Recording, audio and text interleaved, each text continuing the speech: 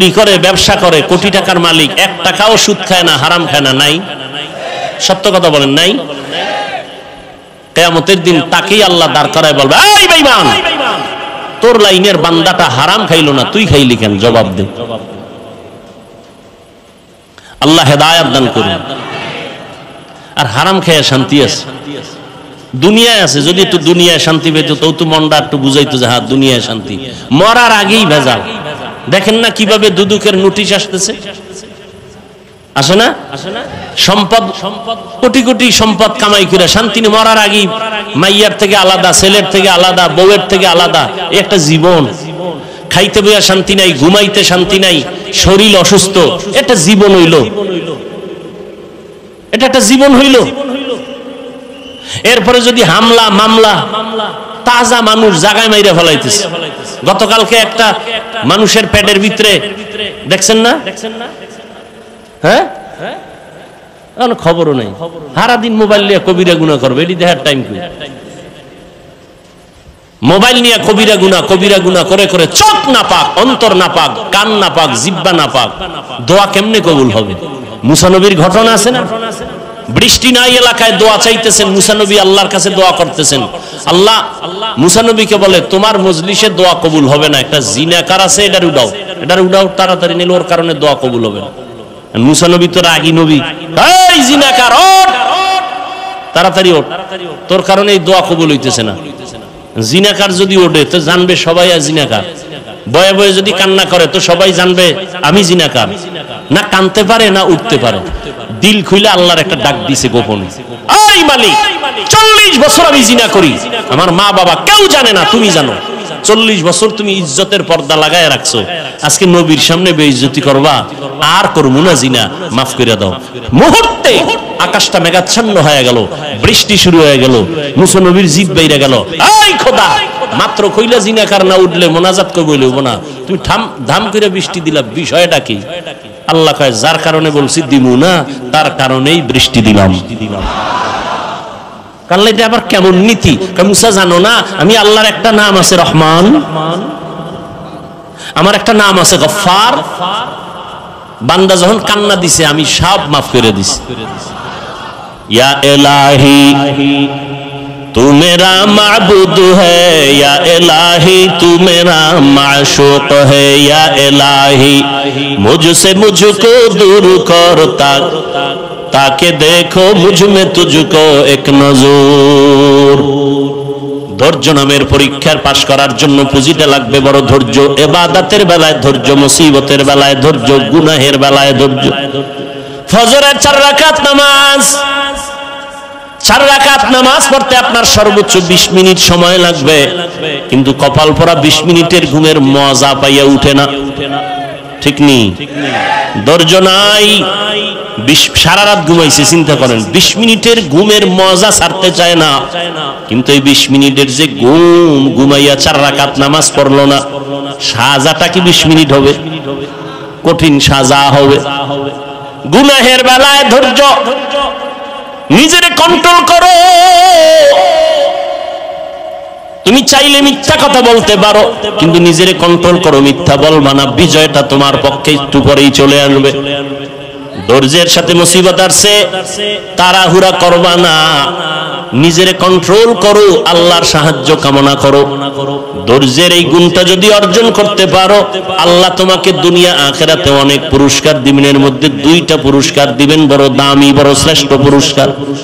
দুনিয়ার পুরস্কার শ্রেষ্ঠ যেটা, আল্লাহ বলেন আমি আল্লাহ তার চিরদিনের বন্ধু হয়ে থাকবো।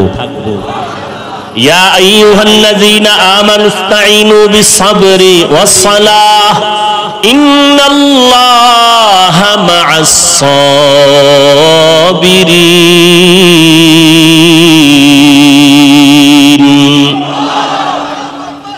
দুনিয়ার পুরস্কার আল্লাহ তার বন্ধু হয়ে থাকবেন।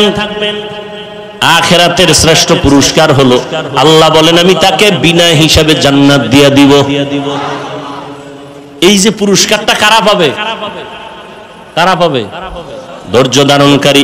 ইন্নামা ইউওয়াফাস সাবিরুনা আজরাহুম বিগাইরি হিসাব। আল্লাহ বলেন ধৈর্য ধারণকারীরা কিয়ামতের দিন আমি বিনা হিসাবে জান্নাত দিয়া দিব।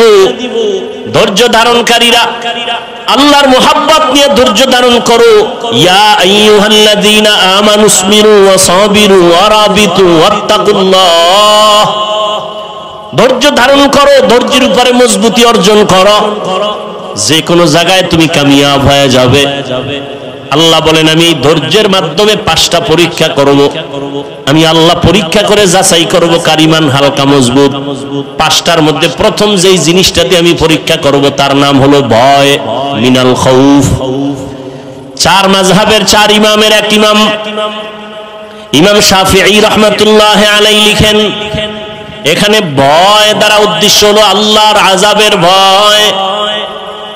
ও আল্লাহর গোলাম, তুমি নামাজ পড়ো, পর্দা করো, দাড়িটা লম্বা করলে তোমার আল্লাহ খুশি, তোমার আপনজন আত্মীয় স্বজন বেজার হয়ে যাবে। এখন তুমি আত্মীয় স্বজনের ভয়ে দাড়ি কাটবা, বেপরদায় চলবা, নাকি আল্লাহর জাহান্নামের আযাবের ভয়ে নামাজ পড়বা, পর্দা করবা? এটা তোমার পরীক্ষা।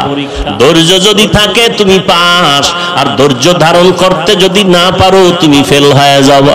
আজকে তুমি বিবি তামাশায় পড়িয়া তালে পরে দাড়ি কাটবা, বেপরদায় চলবা, কিন্তু তুমি বিপদে পড়িয়া দেখো তোমার কলিজার বিবিও তোমার আপন থাকবে না। মরা লাগবে না, খালি একটু অসুস্থ হইয়া 10 দিন বিছনায় থাকো, টের ভাইবা তোমার কলিজার বউয়ের মোহাব্বতের পার্সেন্ট কত। বউরে টাকা দিলে আলহামদুলিল্লাহ, না দিলে নাউজুবিল্লাহ। ঠিক নেই? কোটি কোটি টাকা কামাই করো, বউয়ের জবানে হাসি নাই, শুকর আদায় করে না। দিতে দিতে স্বামী ফকির হয়ে গেল, কয় না আর দিও না, হয় না আরো দাও, আরো দাও। কয়জন বিবি ঘরে আছে বলবে আমার সন্তানের তুমি পোশাক দাও, ঈদের বাজার করো, আমার জন্য কোনো শখ নাই, পারলে তুমি খুশি মনে যখন পারো দিও, এখন আমার দরকার নাই, তুমি ধার কইরা কোনো পেরেশানি মাথায় নিবা না। এমন বিবি যারা পাইবা তুমি জান্নাতের ঘেরান নিয়ে কবরে যাইবা। আমগো আম্মা জানেরা স্বামীরে ফকির বানাইতে পারলে খুশি, পেরেশানি হুদা জায়গায় একটা টেলিফোন করে কবে কই আছো, কয় এখানে আছি, তাড়াতাড়ি আইও, ভেজাল। কি বিষয়ে দৌড়ায় গেছে, এদিকে একটা জরুরি মিটিং, এক প্যাচ লাগাইয়া দিছে টেলিফোন দিয়া, বাসায় গিয়া কয় এই আমার মাথাটা ঘুরায় তো, এখন ভালো হয়ে গেছি। হ্যাঁ, এই জন্য ভালো মেয়ে বিয়া করো। ধৈর্য বড় দামি একটা সম্পদ। ধৈর্যের পাহাড় পৃথিবীতে স্থাপন করে গেছেন। ও পর্দার আড়ালের আম্মা জানেরা, ইতিহাস ভালো করে পড়ো। কয়েকদিন আগে আম্মা জানদের ধৈর্যের পরীক্ষা গেল।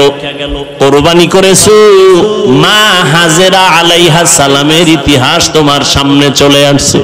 ইসমাইল নবীর মা কেমনে সন্তানটারে বাবার কাছে ছুরির নিচে দিয়া দিল।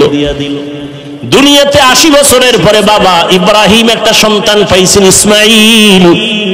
আদরের বিবি হাজেরা আলাইহা সালাম বাচ্চা পাইয়া বাবাই খুশি, আল্লাহর অর্ডার হয়ে গেছে, এখন আর কাছে রাখা যাবে না।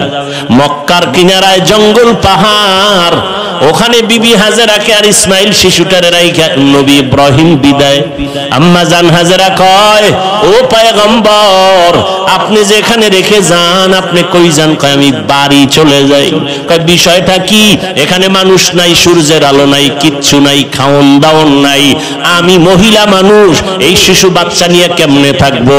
এবার ইব্রাহিম নবী কথা বলে না, চুপ করে দাঁড়ায় আছেন। মা হাজেরা বলে, আরে নবীর স্ত্রী তো, এত বুদ্ধি তো আল্লাহ কিছু দিয়া রাখছেন। কয় বড় বউ সারা বিশ্ব সুন্দরী, এর সাথে কোনো দ্বন্দ্ব? ইব্রাহিম নবী মাথা নাড়ায় বলে, না। হাজেরা বুঝতে পারছেন এখানে আল্লাহর হুকুম আছে, এবার আল্লাহর হুকুম হইছেনি। এবার ইব্রাহিম নবী জিও বলে না, মাথা দিয়া সম্মত দিলেন, হ্যাঁ। এইবার হাজেরা কয়, আল্লাহ যদি অর্ডার করে থাকে আমি হাজেরার কোনো আফসোস নাই, দুঃখ নাই, আপনি চলে যান, দোয়া করবেন আল্লাহ যেন হেফাজত করে। মা হাজেরার ধৈর্য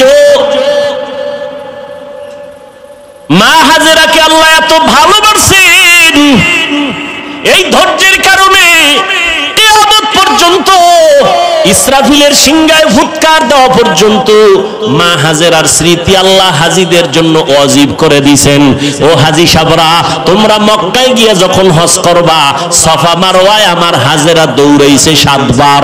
তোরা যদি দৌড়টা না দাও, আমি আল্লাহ তোদের কারো হজ কবুল করব না। চিন্তা করেন, বালিশে মাথা লাগাইয়া, এটা কেমন কপাল যে হাজেরার দৌড় কিয়ামত পর্যন্ত আল্লাহ বাধ্য করে দিয়েছেন, হাজিরা দিবি দৌড়, না হয় হজ বাতিল। মাওলার কাছে হাজেরার ধৈর্য পছন্দ হয়ে গেছে।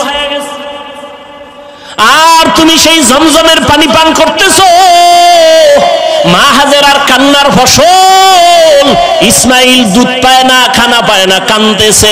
মা হাজেরা দৌড়া ইসমাইলের পানি দেওয়ার জন্য, একবার সাফা একবার মারওয়া। এবার আল্লাহর পক্ষ থেকে সাহায্য চলে আসলো। কে যেন হাজেরাকে একটা ডাক দিছে কোথা থেকে। হঠাৎ করে খেয়াল করে দেখে আওয়াজটা বাইতুল্লাহর পার্শ্ব থেকে আসছে। কিনারায় গিয়া দেখে অদৃশ্যের আওয়াজ। বলে, হাজেরা ডাকছো কেন? কোনো টেনশন করিও না, জিব্রাইল আইসা একটা পাখার একটা দানা দিয়া বাড়ি মারছে মাটিতে, পানি ওঠা শুরু হয়ে গেছে।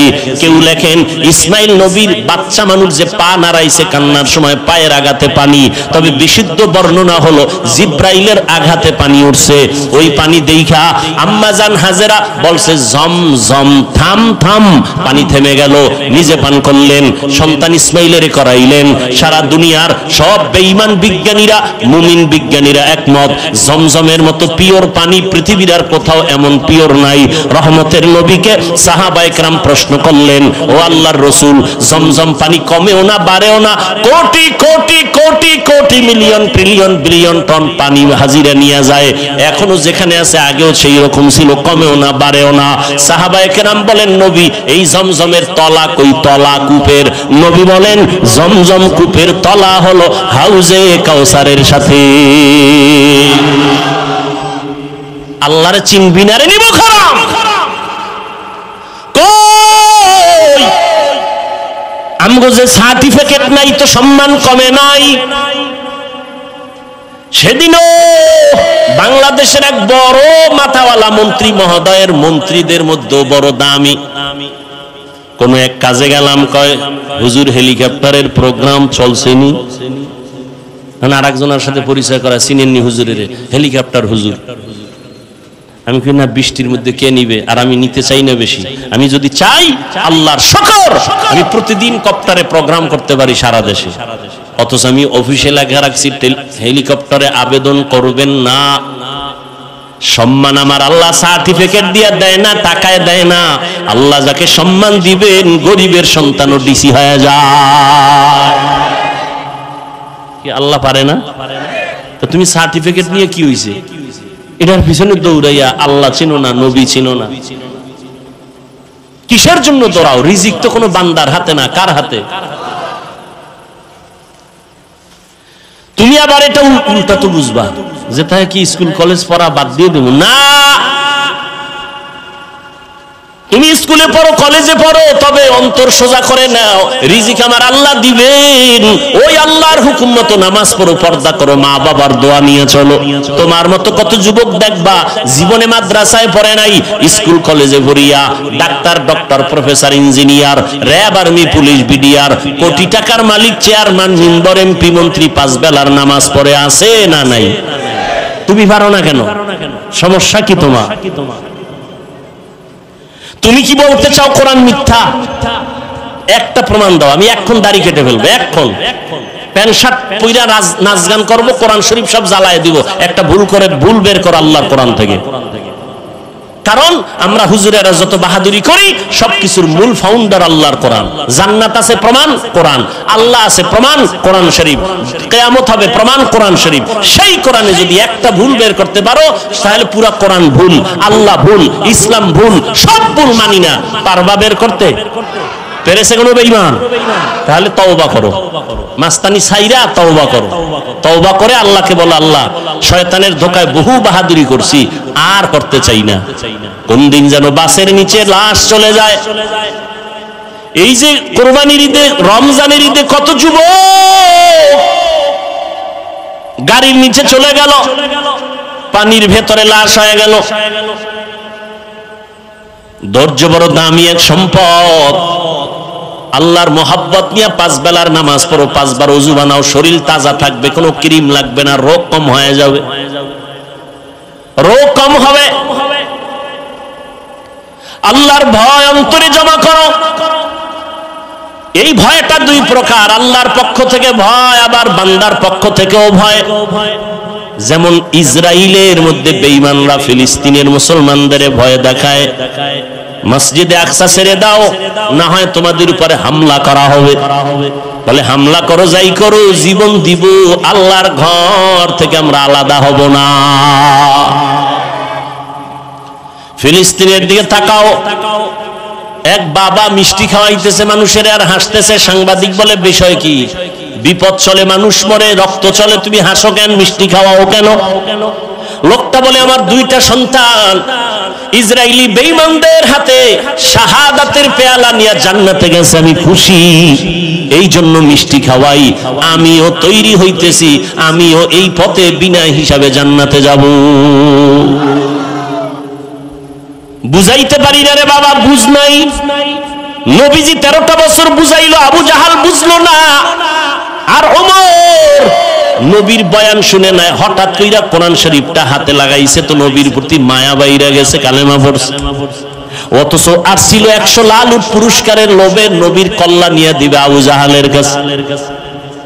বুঝটা বড় কঠিন ও বাবা, বুঝো, তুমিও মুসলমান, আমিও মুসলমান। তোমার আল্লাহ আমার আল্লাহ 2 না 1? তোমার নবী আমার নবী, তোমার কাবা আমার কাবা, তোমার কোরআন আমার ধর্ম আমার ধর্ম, তোমার আমার হাদিস, তোমার আমার আল্লাহ এক, কোরআন এক, কাবা এক, ধর্ম এক। দুনিয়াতে আসছি সিস্টেমও কি না উত্তরবঙ্গের মানুষগুলো লঙ্গি পরে আসছে। বিদায় বেলা কাফন হবে 3টা, মহিলাদের হবে 5টা, ধনীদের জন্য একটা কাফন বাড়ানো হবে। প্রধানমন্ত্রী যদি দুনিয়ার থেকে যাবেন, মহিলা হলেও তার 6টা কাফন দেওয়া হবে। রিকশা ড্রাইভার যদি মরে যায়, তারও যেমন 3 কাফন। কোটি টাকার মালিকও যদি মরে যায়, তাকেও 3 কাফন। কারো সম্মানে একটা কাফন বাড়ানো হবে না, গরিব হওয়ার কারণে একটা কাফন কমানো হবে না। কবরের সাইজ হবে সমান, নাকি ধনীদেরটা একটু এসি টেসি লাগাই দিবে? গরিবের কবর যেমন, ধনীর কবরও তেমন। কাফনের কালার হবে আলাদা। কি আমগো হুজুরদের কালার হবে একরকম, আপনারা যারা হুজুর না তাদের কাফনের কালার হবে আর এক রকম। সবার কাফনের কালার এক, সংখ্যাও 3টা, তাও এক। কারো কাফনে লেখা থাকবে না এমপি সাহেবের লাশ, বড় হুজুরের লাশ কাফনে লেখা থাকবে। অতএব যতই বাহাদুরি করি না কেন, সাদা কাফনে ঢুকার পর সব শেষ হয়ে যাবে। ঠিক নি? জিন্দগি মে বন্দগি তু কর নাহি, जिंदगी में बंदगी तू कर नहीं, जिंदगी बे बंदगी शर्मिंदा है, जिंदगी बे बंदगी शर्मिंदा है। दुनिया में हो दुनिया का तलबगार न हो, बाजार से गुजर हो खरीदार न हो। ये दुनिया एक मिसल कागज फूल है, ये दुनिया एक मिसल कागज फूल है। जिंदगी में बंदगी तू कर नहीं, जिंदगी बे बंदगी शर्मिंदा है, जिंदगी बे बंदगी शर्मिंदा है। এরে নবীর আশিক উম্মতের দল, পাঁচটা জিনিসের মাধ্যমে আল্লাহ পরীক্ষা নিবেন। এক নাম্বার ভয়। আল্লাহর ভয়ে তুমি নেক আমল করবা নাকি দুনিয়ার মানুষের মাইরের ভয়ে তুমি গুনাহ করবা, এটাই তোমার পরীক্ষা। ধৈর্য ধারণ করো। এই মিয়া আমাদের সবাই দুর্বল মনে করে, আসনি আমরা দুর্বল, টাকা নাই, বাড়ি নাই, গাড়ি নাই। আমি হুজুর গো মাদ্রাসায় পড়াই, হুজুরেরা মাদ্রাসায় পড়ায় ৬-৭ হাজার টাকা বেতন, ১০,০০০, শহরে গেলে একটু বেশি। ইমাম সাহেবের বেতন বাকি তো ৩-৪-৫ মাস আছেই, আবার ঘরের মধ্যে খানেওয়ালার সংখ্যাও বেশি। হুজুর গো কথা ঠিক না? আপনাদের তো সংখ্যা কম, কারণ আপনারা ট্যাবলেট খান, আমরা তো খাই না। কারণ আমরা নবীর হাদিস ওই দিন শিখলাম, দেখলাম নবী বলছেন ওই বাড়ির মাইয়া বিয়া করবি যেই বাড়ির সন্তান বেশি হয়। কারণ কিয়ামতের ময়দানে ইব্রাহিম নবী উম্মত নিয়ে দাঁড়াবে, মুসা নবী উম্মত নিয়ে দাঁড়াবে, ঈসা নবী দাঁড়াবে। আমি মুহাম্মদ উম্মতের সংখ্যা বেশি নিয়া আবেগ ভরা মোহাব্বত আর বাহাদুরের ভেসে আমি জান্নাতে আগে যাব। এরপরও কি ট্যাবলেট ওয়ালারা পাল্লা দিয়ে আল্লাহর সাথে আগাইতে পারছে? কি ট্যাবলেট ওয়ালারা? আমগো দেশে 20 বছরের তুলনায় বাংলাদেশের জনসংখ্যা কম না বেশি? সত্য কথা বলেন তো, ট্যাবলেট কই? ওই একটু আগে বলছি, মনে আছে? বান্দা চাইলে কিছুই হয় না, আল্লাহ চাইলে সব হয়। আল্লাহ যদি কয় আমি কোন বান্দা দুনিয়াতে পাঠাবো, ও ট্যাবলেট কেন? ও যদি ওই মহিলাকে জবাইও করে, এরপর আল্লাহ গর্ভ থেকে বাচ্চা বের করে দিবে। সময় নাই সে ঘটনা বলার। আল্লাহ কি পারেন? আল্লাহর চিনি না, আল্লাহ কি পারেন? ভারতের মতো বিশাল একটা দেশ, যেই ভারত থেকে ইসলামের আলো প্রথম জ্বলছে, যেমন কোরবানি, ইসলামের একটা পৃথিবীর শ্রেষ্ঠ এক ইতিহাস কোরবানি। এটা ভারত থেকে শুরু হয়েছে। কোথা থেকে? এই খবরও তো নাই। এই যদি না কইয়া বয়ান সাইরে দিতে, হুজুরের আন্দোলন করবে যে মিছা কথা কইলো, ভারতের পক্ষে দালালি করলো। মানে হিংসা তো অন্তরে জমা। শুধু কি তাই? পৃথিবীর ইতিহাসে মুসলমানদের এক বিজয়ী এক আওয়াজ হলো হজ। এই হজ শুরু হয়েছে ভারত থেকে। ইসলামের ইতিহাসে হজ শুরু হয়েছে ভারত থেকে। ভারত সরকার যদি হুনে, ইতিহাস আমরা জানি, একটা জাতিকে দুর্বল করে দেওয়ার যত মাধ্যম আছে, এর মধ্যে বড় মাধ্যম ইতিহাস থেকে একে দূরে সরাইয়া দাও, তাহলে এই জাতিকে নত করানো সম্ভব। ইসলামের ইতিহাস আমরা জানি না, এ কারণে আমাদের ঈমান দুর্বল। আমাদের মুসলমানদের ইতিহাস হলো অগ্নি ঝরা ইতিহাস। আদম আলাইহিস সালামকে আল্লাহ জান্নাত থেকে চরণ দ্বীপে পাঠাইলেন ভারতে। কোথায়? আল্লাহ তাআলা আদমরে দুইটা সন্তান দিলেন, হাবিল আর কাবিল, দুই ভাই। ঘটনা বলার মাকসাদ আমার নাই, আমি সংক্ষেপ বলি। দুই ভাই ঝগড়া করে বিভিন্ন ঝামেলা এক পর্যায়ে হাবিলকে ভাই কাবিল হত্যা করে ফেললো। বহুত ঝামেলা হলো, কোরবানি করার আদেশ চলে আসলো আসমান থেকে। দুই ভাই তর্ক লাগাইছে। আদম নবীকে মা হাওয়ার মাধ্যমে প্রতি বছর দুইটা সন্তান আল্লাহ দিতেন, একই মায়ের গর্ভ থেকে, একটা ছেলে একটা মেয়ে। পরের বছর আবার দুই সন্তান, পরের বছর আর দুই সন্তান, এক ছেলে এক মেয়ে। আগের বছর মেয়েটা পরের বছর মায়ের ভাই বিয়া করবে, আগের বছরের ভাই পরের বছরের মায়ের গর্ভের আপন বোনের বিয়া করবে। এটা কি এখনো জায়েজ আছে নি? এটা শরীয়তে আদম নবীর শরীয়তে হালাল ছিল। আদম নাই, আদমের শরীয়ত নাই। কিয়ামত পর্যন্ত শ্রেষ্ঠ নবীর শ্রেষ্ঠ শরীয়ত চলবে, মুহাম্মদের শরীয়ত দিয়া কিয়ামত পর্যন্ত চলবে। চালাকি করলে কপাল পুড়ে যাবে। তাহলে কোরবানি শুরু হয়েছে কোথা থেকে? কোরআন শরীফের আয়াত। আমি ওই বিষয়ে আলোচনা করব না, এজন্য হালকা বললাম। আর আদম নবী মানব জাতির আদি পিতা আবুল বাশার, তিনি এই চরণদ্বীপ ভারত থেকে পায়ে হেঁটে 40 বারের বেশি বাইতুল্লাহ গিয়া হজ করছেন হেঁটে হেঁটে। সুবহানাল্লাহ। না সুবহানাল্লাহ আইবে কেমন? ফজরও পড়ে নাই, জহুর পড়ে নাই, আসর পড়ে নাই, মাগরিব পড়ে নাই, এশাও পড়ে নাই। এখানে সাফাবাজি করে আমরা আশিকে রাসূল। দেখো জবানে সুবহানাল্লাহ আসবে কিভাবে? এরা নামাজ লাগে এটাকে জরুরি মনেই করে না। কত বড় বেয়াদব হইলে কয় নামাজ না পড়লাম গো ঈমান তাজা। কত বড় নিকৃষ্ট বেয়াদব। আল্লাহ হেদায়েত দান করুন। অথচ রাসূল বলেন পৃথিবীর নিকৃষ্ট চোর যারা নামাজ চুরি করে, আর যারা নামাজ পড়ে এগো খবর আছে। আল্লাহ কয় আমি মুসল্লি নামাজির জন্য ওয়াইল নামক জাহান্নাম বানাইছি। কঠিন এক জাহান্নামের নাম ওয়াইল। এটা বানাইছে আল্লাহ পাক নামাজি মুসল্লির জন্য। এবার বুঝেন যারা নামাজ পড়েন টের পাইতেছেন নি কিছু? কোরআনের আয়াতের শব্দ শুনাইতেছি। নামাজি মুসল্লির জন্য ওয়াইল নামক জাহান্নাম, এটা বড় মারাত্মক জাহান্নামের নাম ওয়াইল। ওয়াইলুল লিকুল্লি হুমাযাতিল লুমাযা। ওয়াইল নামক জাহান্নাম যারা মানুষের নামে গীবত করে আর বানায় বানায় অপবাদ দেয়, ওয়াইল জাহান্নাম। ওয়াইলু ইয়াউমাইযিল লিল মুকাদ্দিবিন, মিথ্যাবাদীর জন্য ওয়াইল নামক জাহান্নাম। ওয়াইলুল লিল মুতাফফিফিন, ব্যবসায় যারা ঝামেলা করে, মাপে ঝামেলা করে, ওয়াইল নামক জাহান্নাম। ওয়াইল নামক জাহান্নামটা বড় মারাত্মক। ও আল্লাহর বান্দারা, আর এক আয়াতে আল্লাহ বলেন নামাজির জন্য ওয়াইল নামক জাহান্নাম। আরাআইতাল্লাযী ইউকাযযিবু বিদ্দীন ফাযালিকাল্লাযী ইয়াদউল ইয়াতীম ওয়া লা ইয়াহুদ্দু আলা তাআমিল মিসকিন। পরেন এর পরেরটা,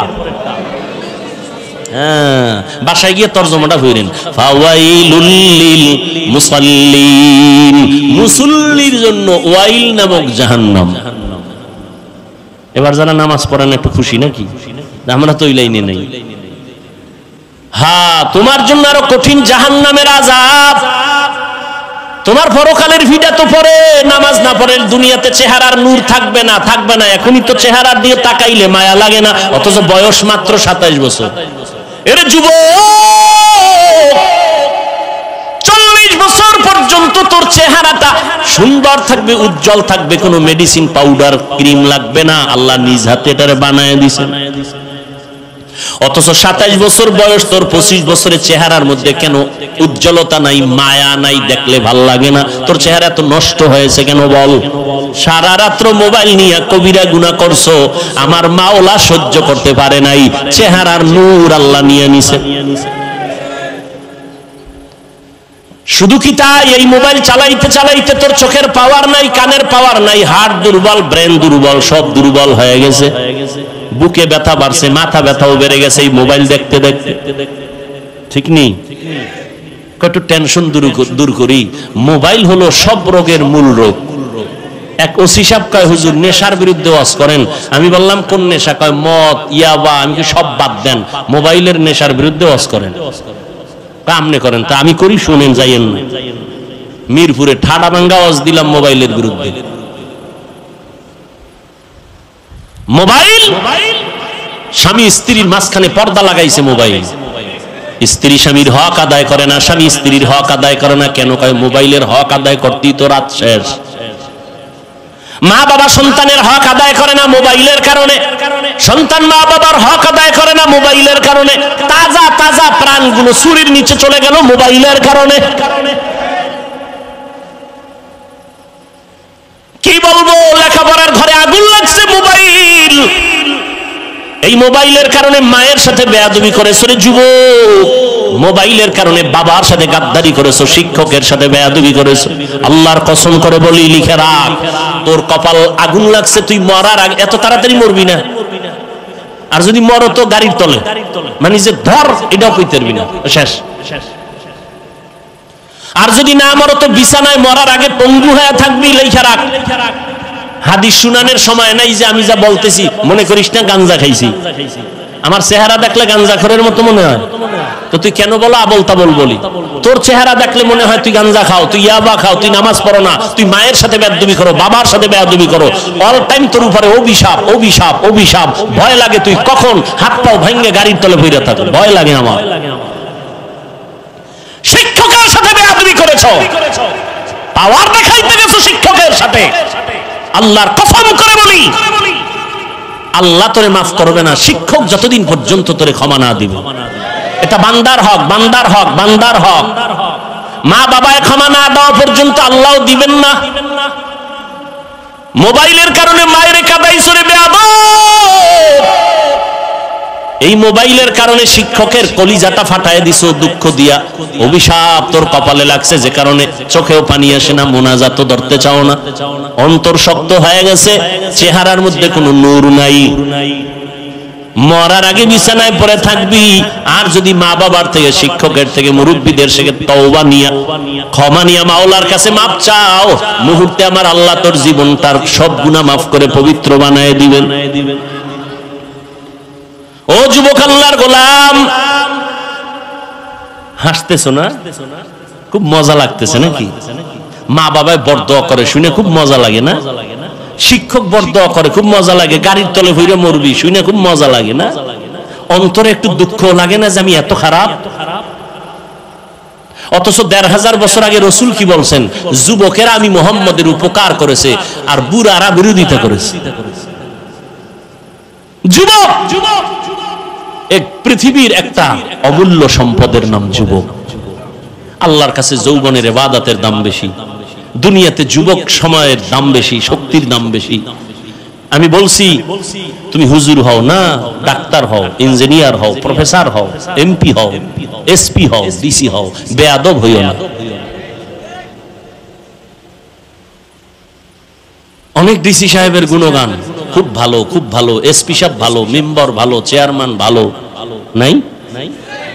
সবকিছুর ভালোর পেছনে মায়ের অবদান, মায়ের দোয়া।